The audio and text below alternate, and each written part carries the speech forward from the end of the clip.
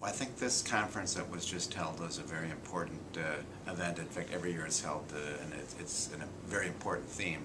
I attended the first conference. I'd say then the focus was very strongly on the environmental aspect, if you will. I think today, obviously, the focus is strongly on jobs, and in a lot of my remarks I've focused on the need to revive and restore the manufacturing sector within the United States. And I think one good way to do that, and if you will kill two birds with one stone, is to link the whole environmental movement, in particular the importance of focusing on global warming and addressing that problem, with the manufacturing capabilities that we have in this country. Our industry, the steel sector, is already a very important source, if you will, of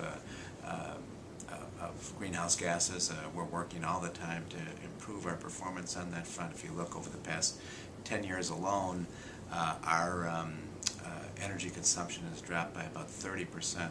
Actually, it's over 20 years, sorry.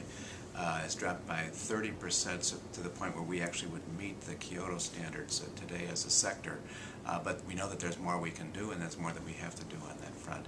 But by the same token, you can't really address this problem unless you have an active, successful, innovative manufacturing sector and industry. So, for example, steel, you need about 150 to 200 tons of steel for every windmill that you install.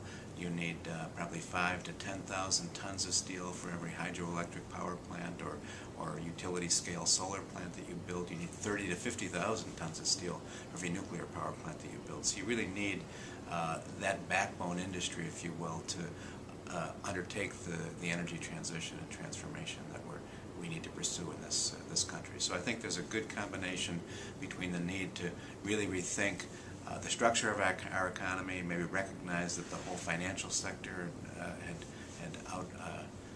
outgrown itself to some degree, the need to reinvest in manufacturing, but also do that in a way that makes both the manufacturing sector more sustainable, but also provides us with the innovative sector that can make the new energy technologies that we need.